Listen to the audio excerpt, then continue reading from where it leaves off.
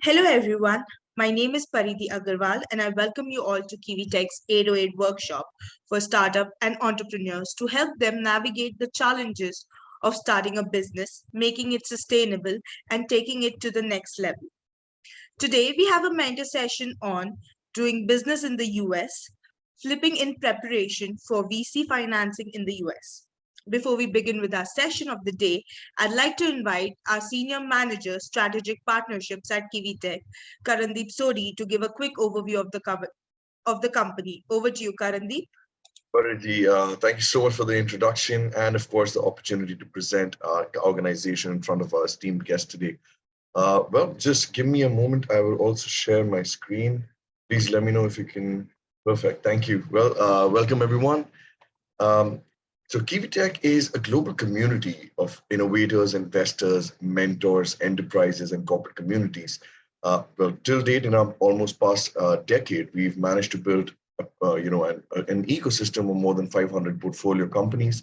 We built an investor network of more than 3,000 investors, and we've helped raise about more than 100 million US dollars in capital for our partnering founders through the investor network as well. Now, we also have mentorship in our ecosystem. We have more than 200 mentors. Majority of them are from the investor network, but we do have a lot of successful founders as a part of it as well. Now, KiwiTech also invests technology services as an investment. We step in as a proper investor in exchange for equity. And we've invested more than 100 million US dollars in our partnering founders as well, just to give them a better run rate initially for the tech dollars that they have in the bank. Uh, all of this has been possible through the events that we've been hosting. Today, we are hosting around, on an average, around 100 events annually.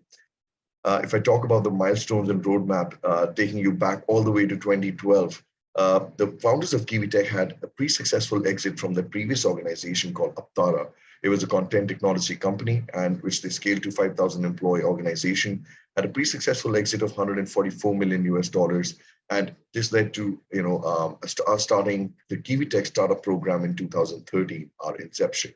Now, over the years, we realized the challenges that a lot of founders face in terms of raising capital. So we also launched our KiwiTech demo days after introducing a lot of these founders already with the investor network that we had. Now, in 2017, we launched our demo days. We had already become an organization or an ecosystem of 100 plus portfolio companies. By 2019, we launched our Startup 808 series, the entrepreneur workshop that you're attending today, and we also expanded into the Middle East region. Today, we are operational in Doha, Qatar, and Riyadh, Saudi, in the Middle East area. Now, in the past 2 years, we managed to actually expand to an ecosystem of more than 500 portfolio companies. As I mentioned, we're hosting more than 100 events annually. And we also acquired a New York-based organization called Graphite Financial for accounts and finance. We launched our go-to-market and crowdfunding services, and there are already three acquisitions in pipeline. Now, we are targeting at least 100 companies, portfolio companies, to exit at a minimum of 100 million US dollars. Now, we are already on track of becoming an ecosystem of 1,000 plus portfolio by 2024.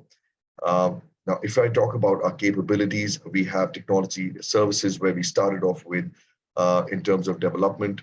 We also have technical due diligence. For finance and accounting, as I mentioned, we acquired a New York-based organization called Graphite Financial. We specifically help early to growth stage founders with their bookkeeping, tax keeping, cap tables, etc. And then if I talk about events, we also have external events as a service where we host a lot of startup pitch events, workshop, innovation hackathons, investor summits, and conferences for our portfolio companies too. We also support, and we do understand the importance of taking your product from an MVP stage to to a commercial launch, or say post-revenue or later stages. So we do have an internal marketing team to help support you with your go-to-market strategies in terms of SEO, SMM, SEM, and of course the other support that we can provide. Now, we also recently ventured into the crowdfunding space. It's been more than a year, and we basically are partnered with Start Engine and WeFunder to provide that extra benefit in terms of helping you strategize your crowdfunding campaigns accordingly. Now, all of this, as I mentioned, is possible through the events, which has taken the center stage for a few years now. We host events in all categories. We host events for communities.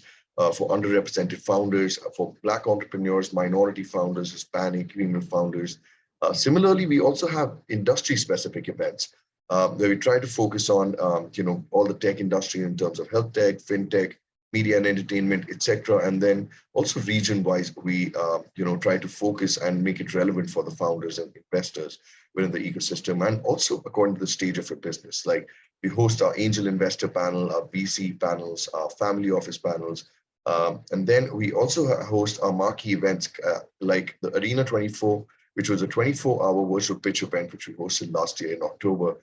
This was the biggest pitch event, and also in Qatar, we hosted the first ever e-commerce hackathon with Innovation Cafe. So this is how we really try to make, everything relevant in terms of our investors and founders to find a good deal flow within the ecosystem. And well, today I welcome you all to our Startup 808 series, the Entrepreneur Workshop. I'd really thank Lindsey and Jason to take out time and to just impart the knowledge for our esteemed guests as well. So thank you so much. Back to Paridhi. I hope you enjoy this event as much as we did bringing this to you. Thanks. We have recently introduced a referral program at Kiwi Tech. This program rewards anyone who contributes to fruitful introductions to our company. Over the years, we have built this robust ecosystem for startups with the help of your trust and subsequent referrals. We realize it is time we give due credit to this trust through our referral program incentives. So, if you know someone looking for tech development support to scale, join our referral program and follow the mentioned steps shown on your screen or visit our website. Contribute to our growth journey and earn incentives for your trust in us. With that, I would now like to invite Lindsey, attorney shareholder, and Jason from legal counsel at SSMPC. The screen is all yours, Lindsey and Jason. Thanks so much for coming. My name is Lindsey Mignano. I'm one of the owners of SSM. We are a women and minority-owned corporate law firm for early-stage startups here in San Francisco and Seattle. I'm so happy to be here. Jason and I are going to be presenting today on a topic called flips and financings. This is a presentation we normally gear towards foreign entrepreneurs who are looking to move their businesses to the US for venture financing. Our contact information is here. I'll also go ahead and drop in the chat to everyone. Oh, can't see it. I'll also be able to send you, or I think Paridhi can send you our contact information to our website if that's of interest. Jason, can we get the first slide, please? Thanks. So here at SSM, we're corporate lawyers. These are our areas of expertise. A lot of times formation or reorgs does come into play here, either at incorporation or during the flipping process. We also assist with corporate cleanup, financing, both notes and priced rounds, and service out to general counsel to a number of startups. We do have an associate who does a lot of tech transactions or commercial contract review and negotiation. And my law partner, Tila, has a special practice for business or equity disputes, also called founder fallouts, which is unfortunately part of the startup ecosystem that we're in. So let's turn it over to the next slide so that we can start on this particular topic, which is very specific. It's about companies coming to the US, and there are different reasons why a company might come to the US. One, the company might start, for example, in India as an Indian private limited company, and they're looking to expand their services or their product offerings to the US market. They're not accessing any venture capital. They have no intentions to access venture capital, or at least not in the foreseeable future. That's kind of covered under number one. Number two, they're coming to the US, yes, to expand product services offerings and get US clients, but also with the hopes of raising venture money here in the States. And the reason why we kind of start with these questions as the forefront here, it's because it really does guide our discussions. So why would a foreign entrepreneur come to the US to raise money here as opposed to abroad? Generally speaking, the US startups tend to raise more money than European startups or abroad startups. So sometimes a foreign company might raise, 1, 2, 3 million abroad, but is really coming to the American market for that really robust 10 million plus Series A or later. So usually it's for larger amounts of money that they cannot get in their home country. Now, generally, we so far only have data for Q2 2022. Q3 has not completed yet, so we don't have that data. But across the board, we have seen a slowdown in venture investment. As according to Crunchbase, the second quarter funding fell about 26% quarter over quarter from the first quarter, which had posted results of like 162 billion, which is huge, and 27% year over year. From 165 billion in the second quarter of 2021. So we are seeing, a slowdown to 120 billion, which is the lowest amount recorded. However, we are seeing that slowdown occur at the later stages in the company's life cycle. So think Series C, Series D, and those companies that are closer towards SPAC or IPO, closer towards public market volatility. That's where the real slowdown in funding is occurring. As far as seed, which I kind of lump into three categories in these statistics. I lump them in, or I divide them into pre-seed, which is 500,000 or below. Sometimes that can be family and friends. Seed, which I think generally is a 1 to 5 million, with a 2 to 3 million, being the mark of turning towards a series seed, which Jason can tell you more later. And early stage, I'm kind of defining as Series A, which is 10 plus million statistically and above. So Crunchbase reports that the, seed and angel, so angel, again, 500,000 and below, I would say, and seed, 1 to 5, that was slowing down to a much lesser extent than the later stages. There were, the fall down was only about 18% quarter over quarter this past year. And generally speaking, Crunchbase says that that's because the amount of funding is not necessarily tied to revenue at that seed stage or that angel stage yet. And so it's being less impacted by the current public market volatility. For early stage, and that's what they kind of defined as Series A, that's the marker, that did fall 18% quarter over quarter and 9% year over year. So we're seeing, a slight retraction in Series A and B fundings, but Crunchbase is reporting that generally they're attributing the decline in those numbers to a drop in totally outsized rounds, like the 200 million plus Series A rounds. And less to a decline in like actual deal count. So that's the Crunchbase data for Q2 2022. Inside.com has different data across their set. They saw early stage funding. So again, Series A dropping 18% quarter over quarter. And then seed stage funding remaining incredibly robust. And they're in their data set seeing a 9% year over year growth. So again, we're still seeing a little bit of fluctuation in data, but we're not seeing any huge warning signs that seed and early stage are really impacted quite yet. PitchBook actually acknowledges that the fact that there's a different word on the street versus in the data. So a word on the street is that, everything's tanking, no one's getting funded.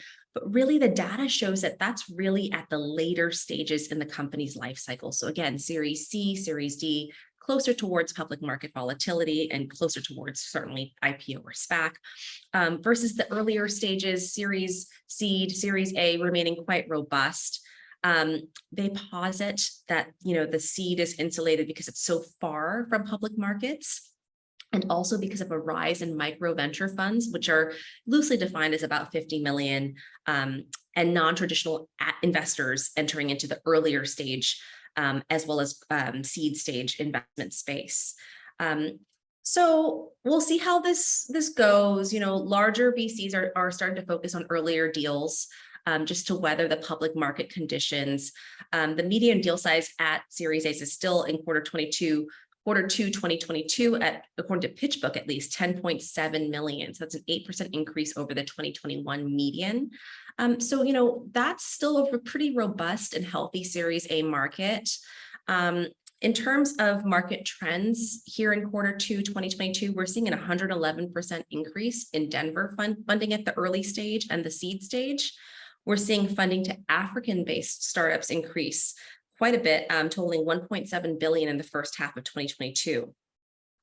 And of course, one other thing to note, We're seeing, according to that same CV Insights report, that angel funding, so again, maybe 500,000 or below that kind of marker, is still really robust. So angel funding on notes, 33% growth in the median deal size for angels. And as far as early stage pitch books will report that while we're not really sure how that's going to shake out at this early stage Series A, they are expecting a gradual decline in those numbers towards the end of 2023. So again, still a very robust market for those of you who are considering coming to the US early stage or seed stage. So if your goal is to raise venture money here in the US, investors will usually require that prior to giving you that money, that we flip your company. And we'll tell you a little bit more about that on the next slide. Jason, can you pass through? Thanks. So, well, not this slide. This is actually the easy slide. This is if you're just coming to the US and you have no intentions of raising venture capital, you're just creating a subsidiary corporation, and that's a presumably wholly owned subsidiary of your, for example, Indian private limited company abroad or any company abroad. These are the components. You're going to see a lot of this in online formation. Generally speaking, you're going to have a certificate of incorporation, you're going to have bylaws, you're going to have a common stockholder agreement with usually just one shareholder if it's a wholly owned company, which would be the foreign company. Generally, the same control structure applies. So the president of the abroad company will be the president here, the secretary, the treasurer, all usually the same. Here in the US, a lot of people could incorporate in Delaware as a C Corp. Just makes it a little easier to flip that way later on. There is some usual in-state registration requirements. Just for example, if you're a Delaware C Corp subsidiary and you have a headquarters in California, you do have to register in California. And the one thing that differs from online creation of subsidiary corporations is that there needs to be, and this is often not contained in online options, these two agreements in bold, which are the intercompany services agreement and the IP licensing agreement. So the IP lives in the abroad Indian private limited company, using our same example. That's where it was born, that's where it was created, that's where it's housed. We need to have that IP licensed to the US to sub-license to other enterprises or consumers here in the US. So generally that IP licensing agreement, if it's a standalone agreement or if it's a provision within the intercompany services agreement, provides for that licensure. In addition, the parent company usually provides some level of services for the subsidiary and vice versa, and there needs to be some money exchange between the two. So in the most common example, the US subsidiary provides marketing, sales, administrative support services, customer acquisition services in the US for using our example, the Indian private limited parent company abroad in exchange for some cash. That's the most common way of doing business between the two. Regardless, this is the very, very simple setup of a subsidiary. That's only if you are just purely coming to the US to expand your offerings and you don't have a term sheet, for example, from a venture capital firm.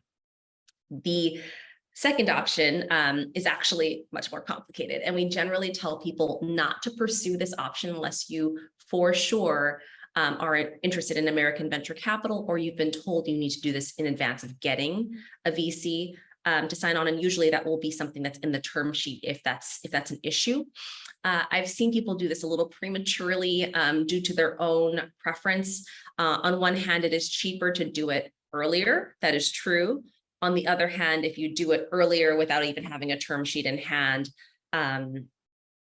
it's a lot of costs, both legal and accounting wise, to do this process for no quite payday reward in the wings. So it is something that I think you should be strategic about if you're considering coming to the US for financing. But let me explain to you the basic mechanics of how this would most traditionally work. So the first bullet point is the basic, most traditional exchange here, where the shareholders of the foreign company, in our example, the Indian private limited company's shareholders, exchange their shares of the Indian private limited company for shares of the Delaware C Corporation, plus or minus some cash if there's a different value in between them, or otherwise we make the issue price of the Delaware C Corp higher to account for that difference. It can be a 1-to-1 ratio. That's usually the most common. The questions then become, depending on the tax treaties between the US and the foreign entities residents, so India-US tax treaty being in this example, whether or not to flip into the existing entity if you've already created a subsidiary in the past, or a new holding entity. That's something that a CPA would definitely have to weigh into. And another thing that we've seen with a Swiss company before a flip was that, in order to preserve some QSVS benefits here in the US, as well as maximize tax efficiency of the IP transfer during the flip, the foreign entity needed to convert to a different type of entity pre-flip. And that can happen depending on the way the foreign entities tax laws govern and the way the US tax treaty intersects. So it is something that you would definitely want to hire a CPA firm or a tax law firm to do that analysis prior to flipping the company. The second bullet point is kind of the more very limited use case bullet point. It's where, maybe a foreign company, the Indian private limited company, has been in existence for only a couple of months. They haven't created that many, they don't have that many assets. They haven't created that much IP. They haven't hired really anybody before they realize maybe they should have incorporated in the US. So in that limited instance, then maybe the most efficient thing to do, both from a legal dollars perspective and a tax perspective, is to have that foreign entity dissolve. And then the assets in that jurisdiction hopefully will pass to the individual shareholders, who will then assign those assets to the Delaware C Corp, and we'll start from scratch. So no foreign entity exists now. We only have the US Delaware C Corp as the company. That's happened once that I've seen it done, but it was only because the company was very young and the accountant had recommended that would be a lot more cost effective, since there was hardly any development 2 or 3 months in. The third bullet point was an interesting one that we saw. We had 3 shareholders of an Indian limited private company who had actually maybe done about 6 months or 8 months of development of their software in the context of that company, but they were also pretty wealthy individuals. So a husband and wife team had basically funded their Delaware C Corp with about $300,000 to purchase the IP from the Indian private limited company. So it was still a share exchange in the sense where the Delaware C Corp purchased their shares of their foreign entity, but it required the shareholders themselves to have that cash on hand, because at the time in which that purchase took place, the IP was then worth something. There were some existing contracts. There was some value there. And so these are the 3 different ways that I've seen in my practice, the number 1 bullet point being the actual most common that we see. This is a good time to talk about immigration concerns for those of you who are living abroad.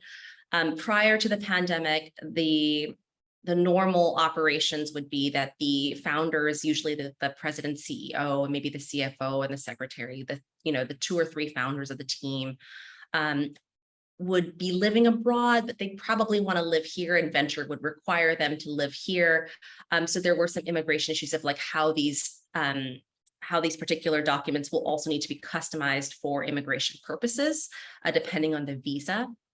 Now, after the pandemic, with VCs being so used to managing their portfolio companies abroad over Zoom, I don't know if that's going to be as much of a consideration. In the last flip that we did, the company founder does have a visa for the US, but goes back and forth. And I think all of his meetings with his investors have been over Zoom so far. So this requirement, which used to be kind of more of a hard and fast rule prior to the pandemic, I don't know if that's going to necessarily be required, that all the C-level officers, the important founders, come and immigrate to the US and leave their technical staff behind. I think there's a lot more leeway for alternatives around that. Next slide, please, Jason. Okay, so let's say you do decide you want to entertain venture financing in the US. You're going to start, making the rounds, having conversations. There are some things you should do before you flip the company, or at least before you promise your investors that you're going to flip the company. You all hopefully have foreign counsel who have helped you set up your foreign entities. There are going to be third party or investor consents to this transaction that need to be procured. Usually foreign counsel, the person who formed the parent entity abroad, is the person who goes through the due diligence of looking into whether those contracts can be assigned to the Delaware C Corporation in the context of the flip, or what kinds of consents are needed. So that is something that if you are thinking of doing, you should definitely talk with your foreign lawyer about. That's usually something that on their docket that we at SSM will not do just because we're American counsel. But there will need to be consents for the foreign entity and the Delaware C Corp approving this transaction. So teeing that up, connecting our firm or your American counsel with your foreign counsel is kind of the first step. The second step, probably right around the same time, to be very honest with you, is getting a really great CPA firm on tap. Tax lawyers in the US are very, very expensive, and that's because their expertise is incredibly niche. However, there are a number of international tech trans CPA firms like Cal CPA or Eisner Amper that tend to do a lot of this kind of reorg tax analysis and provide written recommendations at half the cost of tax lawyers. So a lot of our clients, because they are early stage or seed stage, consider using those kinds of CPA firms, just the hourly rate's a lot lower, to do this third bullet point, which is valuing, trying to figure out what the valuation of the foreign business and IP is prior to this flipping, right? And also figuring out the international tax issues. So obviously, countries have different tax treaties, figuring out whether under those tax treaties, we should flip into maybe a holder entity in another country. For example, we were speaking with Eisner Amper on a flip from Dubai, I believe, and there was a concern about whether or not it would be more cost and tax effective to flip into Ireland first and then flip Ireland into the US. So it really is a very preliminary consideration, but before lawyers put pen to paper to actually effectuate this transaction, the tax side of it really needs to be nailed down. So it's something that when I talk with my clients who are foreign entrepreneurs, I actually set them up with the CPA referral firms, if they don't already have a CPA, to do this analysis in writing and block out a diagram schematic before we as lawyers put pen to paper and start drafting up the documents, just to ensure that all the tax considerations are necessarily thought through. Now, the last bullet point is something that may not be quite an issue, because in most cases, what you're going to do is transfer or sell the IP from the foreign entity to the US entity. However, in some cases, it might be more tax efficient to license the IP from the foreign entity, which will then become the subsidiary, to the parent entity, which is going to be the new Delaware C Corp. It really depends on VC preference. VCs here generally prefer that the entity in which they invest the money owns the IP for their own protection. But to the extent that the tax considerations make that cost prohibitive, they might be able to do a license or agree to a license. Next slide, please, Jason. Oh, yes. And if you have any questions, please do ask in the chat feature. We're going to try our best to address things as we go. But if not, we'll get to the questions at the end. So this is the basic mechanics of the flip. It looks not too bad on screen. It goes longer than that. It's a little more complicated in practice, but like anything else, you're going to incorporate this company. You're going to have bylaws. You're going to have a tax EIN. You're going to register in whatever state that you're going to be headquartered.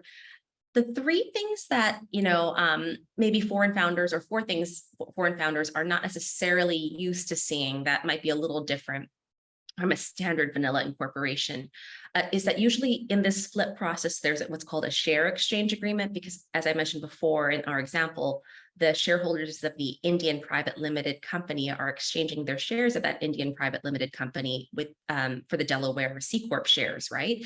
So that they become the owners of the Delaware C Corp, which becomes the full owner of the Indian private limited company. That's covered by a share exchange agreement, which discusses the ratio of those, usually 1-to-1. Then the Delaware C Corp needs to issue its shares to the Indian shareholders in our example. So that's usually done by a restricted stock agreement. Sometimes, in some cases, there's like a founder NDA and assignment agreement. some founders have asked for a non-compete in some states where that is valid. Usually in California, you can't tie a non-compete to employment. There are some clever ways to wordsmith that, but I put that in brackets because it's not always a clause that we include. But that's usually in exchange for shares. And then again, that same idea here as the last two agreements, the intercompany services agreement, because now the parent company, pursuant to the IP licensing or sale agreement, will own the IP here in the US. It's going to send its IP over to the Indian private limited company, and the Indian private limited company, now subsidiary in my example, is going to provide marketing, sales, biz dev, administrative support services in India and abroad for that technology on behalf of the parent company. So there's going to be some exchange there, and that's usually governed by the same sort of arrangement, an IP licensing agreement and intercompany services agreement, just the opposite direction this time. Next slide, please, Jason. And now I'm going to take it over to Jason. This kind of concludes my portion of the presentation. And Jason's going to talk a little bit more about the funding lifestyle. I've given you some ideas of where venture capital sits in the seed and early stage portions of funding here at present, but I'll turn it over to Jason. Hello, everyone. So what I want to talk about is the financing side. And I'm going to start back before I think a flip would occur and walk it all the way through to a company potentially even getting public. But these are all the ways in which, other than just revenue, a company can fund its operations. So initially, when someone comes and wants to form a company, they self-fund. My guess is any company that is looking to flip to the US has already started to do that. The founders just provide the money necessary to form and to begin its operations. But shortly thereafter, a company is going to go through a friends and family round where the founders reach out to those who might be willing to invest in their venture. And I'll explain briefly here on the next slide, rather, how that funding occurs and through what sort of instrument. But around that same time, or maybe slightly after that, raising just small amounts through friends and family, the founders can go out to angels. Now, these are high net worth individuals typically, and they are investing before there's any shares of preferred stock. And again, on the next slide, I'll talk about how does that occur. Thereafter, typically we jump straight to venture capital. I put crowdfunding on as an example.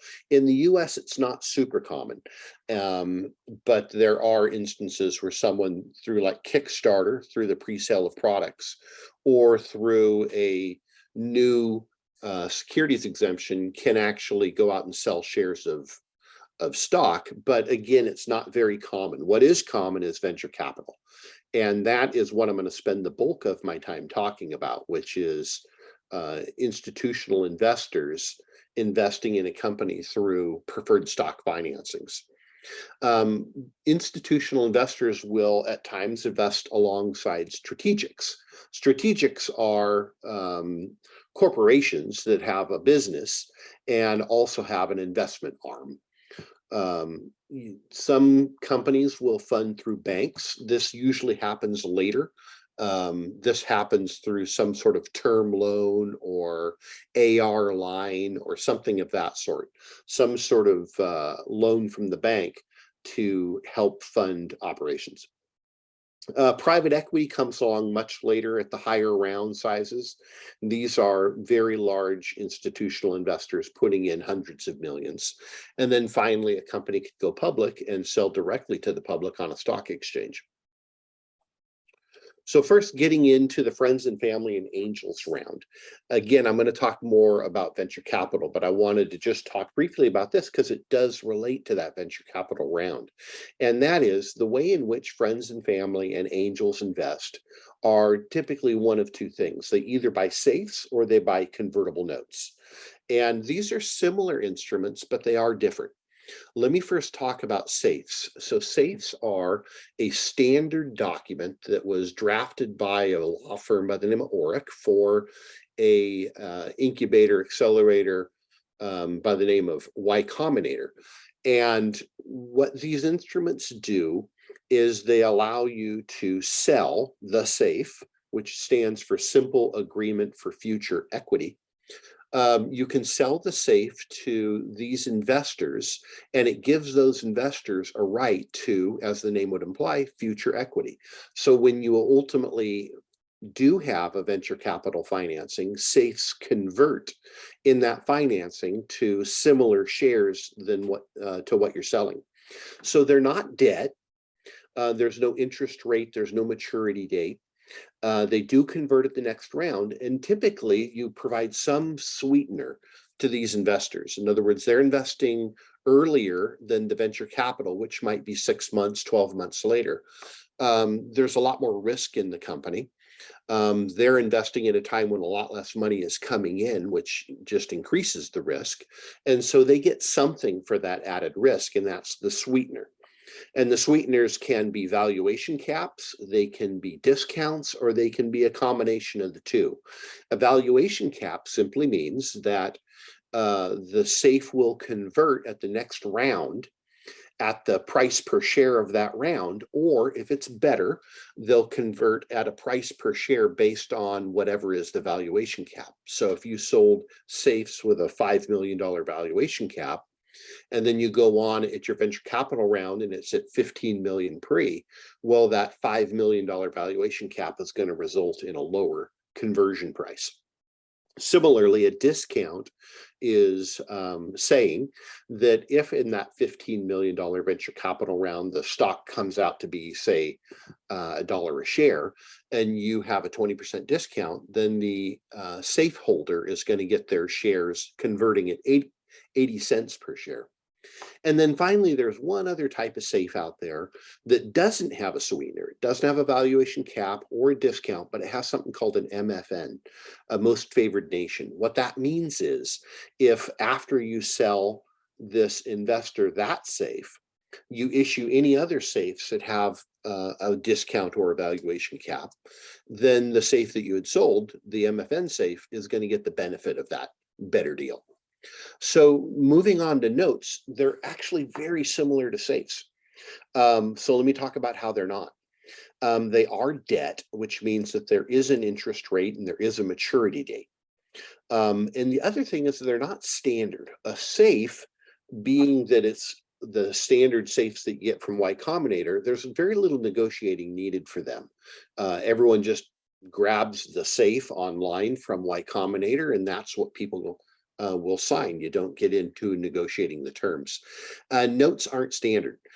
Different law firms have their own version of notes. There's other notes that are floating out there on the internet for you to find. And so that means that these tend to get negotiated a little bit more. There's a little more transaction cost in closing a note financing. But they convert in the next round like a SAFE does. They typically have valuation caps and they typically have discounts like SAFEs do. But that's the friends and family round. Let's now talk about a venture capital round. So to close a venture capital round, there is a process before you even get the term sheet. And so the founders are going to go out and they're going to pitch a number of investors. And the interested investors, those that kind of heard something that sounds interesting to them, will go and start to perform some business diligence. They're going to look into the financials. They're going to potentially talk to customers. They're going to meet with the team. They're going to understand more about the company and learn whether this is really a company worth investing in. Typically takes a few weeks. You have heard stories about a pitch where an investor on the back of a napkin writes down, here's what I'm going to do, and they'll basically offer the term sheet right then and there. Not common, very uncommon. Typically, there's some diligence done before you get further along in the term sheet process. There will be meetings. Sometimes that initial pitch is not to the partner at the VC firm, but to one of their associates.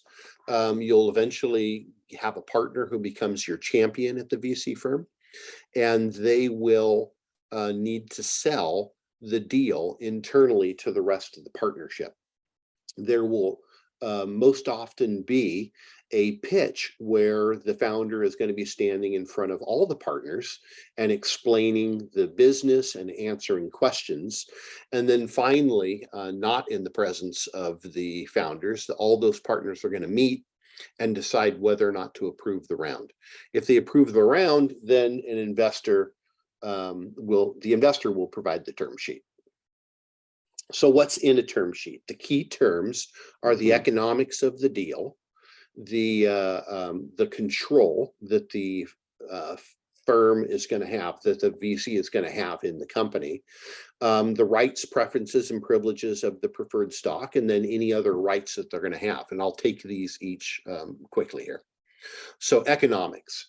The economics is, I'm going to give you $10 million and I'm going to get some percent of the company. People tend to talk about the amount and the pre-money, and it works like follows.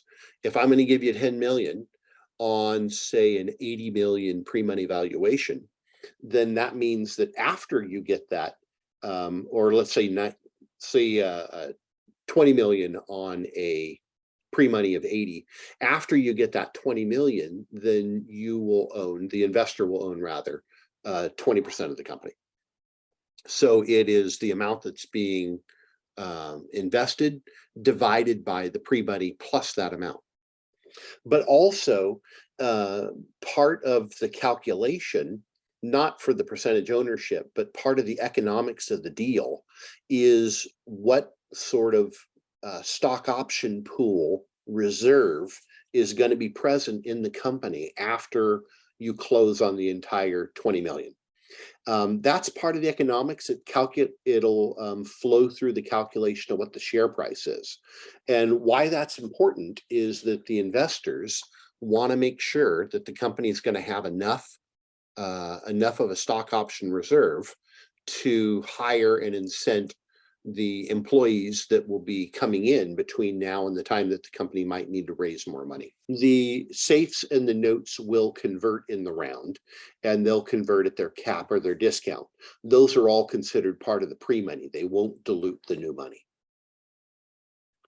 The control element that gets set forth in a term sheet and discussed and negotiated breaks down into the following. Will the lead investor get a board seat? Nearly always they do. What sort of votes will have to go to the board where that vote includes that preferred director? That's become a very popular term. It used to, say, 15 years ago, not really be something you'd see in term sheets, but it is very much the norm now, where there are votes that require that preferred director's consent. The next level is, what about stockholder votes? What sort of actions require the stockholders, and I'm talking specifically of the preferred stockholders, the ones who purchased and invested in this round. These are called protective provisions, and I've listed out some common ones. I won't step through these and explain them, but this is an example of what protective provisions can look like. And then finally, there is voting and consent thresholds for the documents. You will enter into a series of documents, which I'll explain real quickly later. But what is the consent required to amend those documents? That will dictate what sort of consents can be required to have another round of financing. Is it a simple majority or is it a supermajority?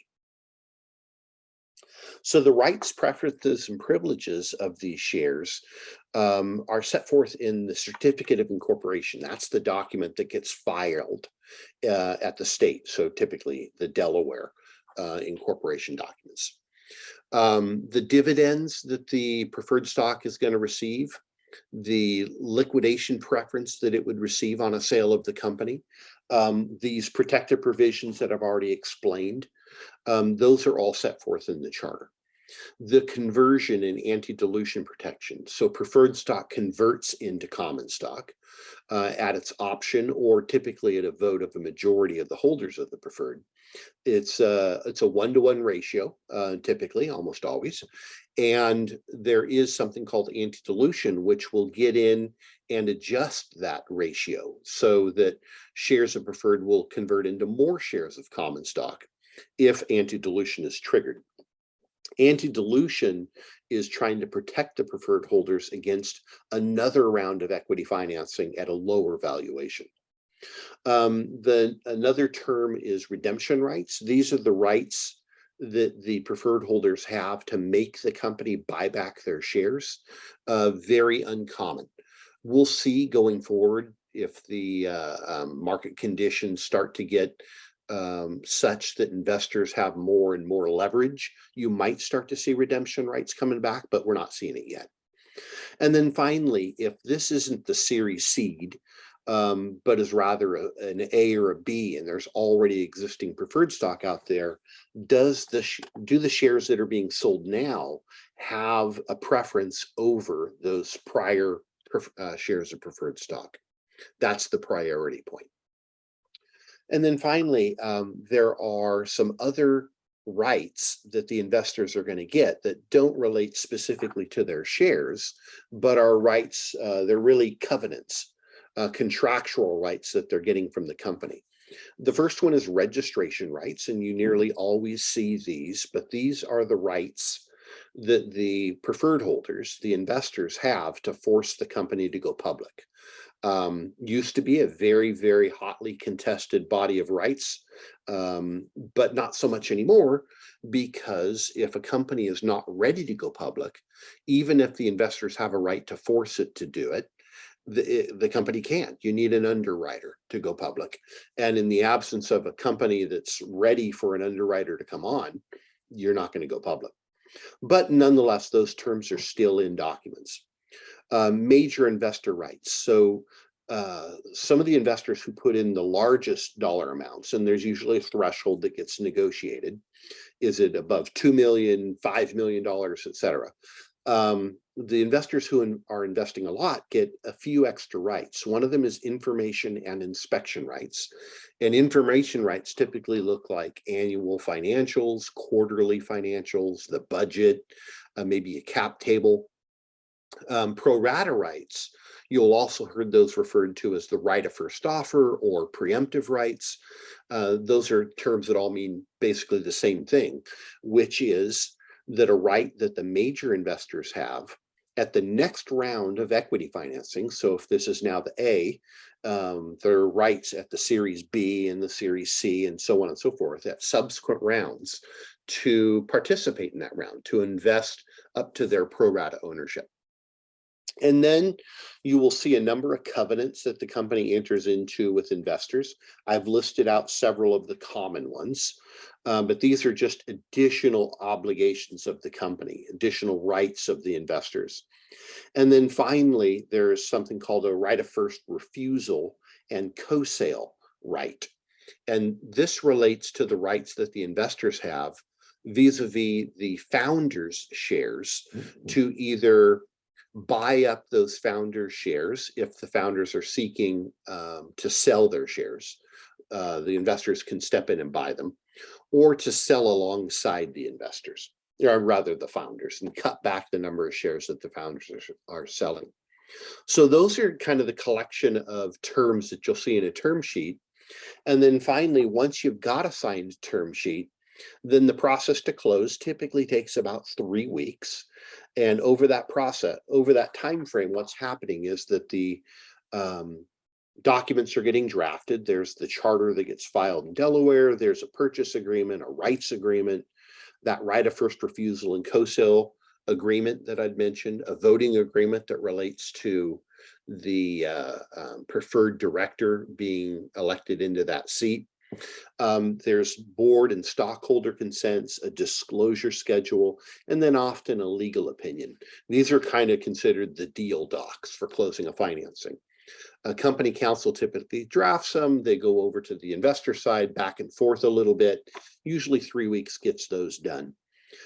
You have to solicit the consent from the board and the stockholders to close the round, file the charter in Delaware, go through the signatures, wire the funds, and you're closed. So that's a venture capital financing in a bit more detail. And preceding that was kind of a description of the life cycle. But we're available to answer any questions, Lindsey on the flip and me on the financing, if you have any. Thank you, Jason. Thank you, Lindsey. That workshop was well informative. Let's just give our audience members a couple of seconds to send in their questions. Yeah. All right. So the first question is, which is the best state in the US to incorporate a company as a non-resident alien? Got it. Jason, do you want me to take this one? Sure. Okay. So listen, there are no requirements that you have to be a citizen or a resident to incorporate a company here in the US. Whether that's from scratch or whether you're flipping into the US. Generally speaking, the gold standard is a Delaware C corporation for venture financing purposes, whether it's a company that you're starting from scratch or a company that you're flipping into. That is the preferred vehicle of choice. And that's the reason why we've used Delaware C Corp throughout the presentation. It's pretty well known, and there are so many different reasons why.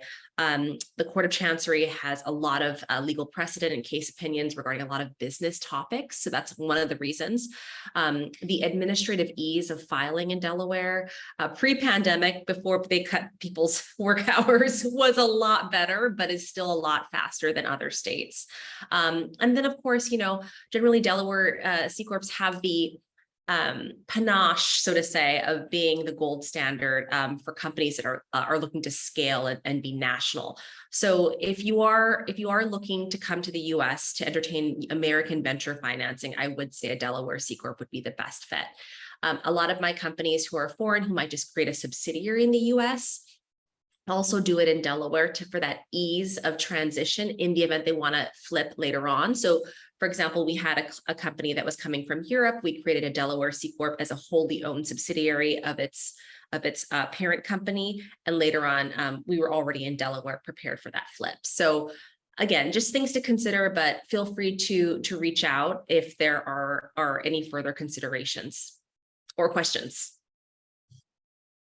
All right. What do you recommend startup founders to take note of after incorporating in the US? That is, are there additional obligations/requirements founders must satisfy to maintain their registered companies in the US? Sure, Jason, do you want to take that one? We can Sure, alternate. yeah. So there'll be some annual requirements. Again, let's talk about Delaware. But there's franchise tax that has to be paid every year in Delaware. It's typically not very much money. It's almost a negligible amount until the company starts getting real assets. You also have to file an annual report, which you do at the same time that you are paying your franchise tax. All in, that's about $450. If you're qualified in another state, in addition to just being a Delaware corporation, then there'll be some annual requirements in that state as well. And then, of course, the tax man is going to want their pound of flesh. So whether there's an income or not, filing should be made with the IRS. All right. When should founders consider a Delaware flip? Oh, sorry about that. Only when you're really considering venture financing here in the US and you're either soliciting term sheets or you've had some conversations with investors and they're very, very interested. They're on the eve of giving you a term sheet and they said this is a requirement. Sometimes we have foreign founders who like to flip earlier to save money, because this process can be really, really expensive. And so sometimes, the company will say, well, I'd rather flip now when I'm 3 months old or 6 months old than flip when I'm, 5 years old. Because the due diligence process on both sides will be less. It's a little bit more simplistic. I want to save some money up front. And I know if I don't get funding in the US, then I'm not going to get funding anywhere, which is not, by the way, not true. In that case, then flip earlier. But for the most part, I generally recommend only flipping when you have a very, very serious investor. And usually I would say wait till there's a term sheet. We can flip and do the fundraise simultaneously at the same time. Prior to that, if you're just looking to find a US market for your products to even justify a US venture raise, open up a wholly owned subsidiary. And you can just do business in the US to build up your numbers. Because usually with a really healthy Series C, or definitely at a Series A, they're going to want to see some recurring revenue here in the US. All right. Can founders operate in more than one state in the US as a non-resident alien? Yes, but there are some issues with some states. So yes, you can operate a business in the US as a non-resident alien. That's not a problem. However, some states, like we just registered someone in Louisiana, and some states in the South and the Midwest require either a SSN, or you have to say that I don't have one, I'm applying for one, or they require a US-based phone numbers, which means that a foreign founder would need to get like a voice over IP.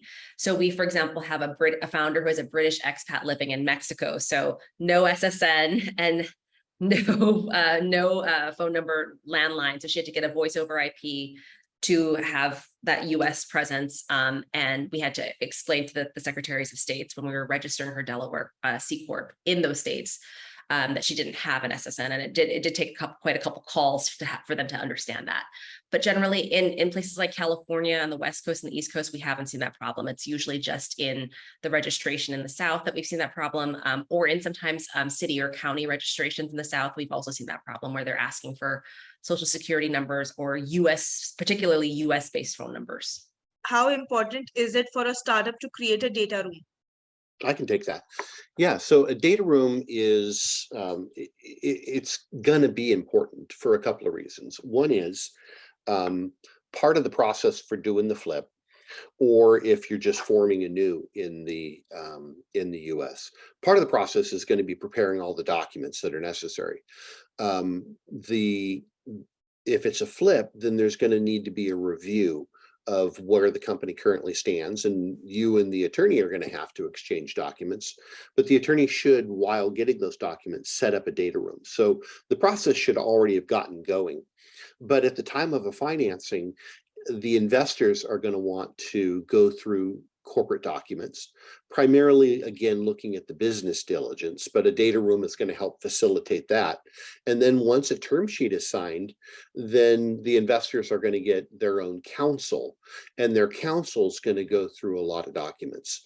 And one of the first things that comes over after a signed term sheet is a due diligence request list, which, if you have a data room already set up, makes the process a lot smoother.